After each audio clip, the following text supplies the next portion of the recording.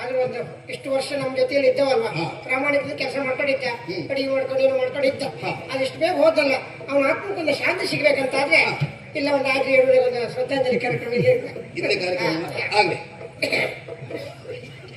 ನಮ್ಮನ್ನೆಲ್ಲರ ಅಚ್ಚುಮೆಚ್ಚಿನ ಅಡುಗೆ ವೆಚ್ಚಾದಂತಹ ಪರಮನವರು ಇವತ್ತು ನಮ್ಮನ್ನೆಲ್ಲ ಬಿಟ್ಟು ಇಹಲೋಕವನ್ನ ತ್ಯಜಿಸಿದ್ದಾರೆ.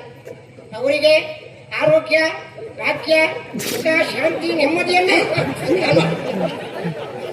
ಸತ್ಯ ಕಾಣಕ್ಕೆ ಆರೋಗ್ಯ, ಭಾಗ್ಯ, ಸುಖ, ಸಂಪತ್ತು ಬೇಕಾ? ಜೀವನ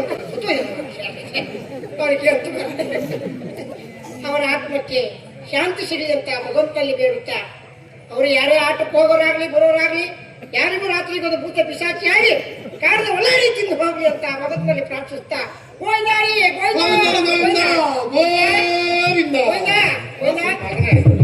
ಕುಟುಂಬದವರು ಎರಡು ಆಟಕ್ಕೆ ಸತ್ತೋಗ್ಯಾರ. ಗೋವಿಂದ ಬೇಕು ಕಾಳಿಂಗ ಅಣ್ಣ, ಹಣ ನಿನ್ನದು ಪಾಪಿ ಕಾಳಿಂಗ ಅಣ್ಣ ಅಣ್ಣ ಯಾರಿಗೆ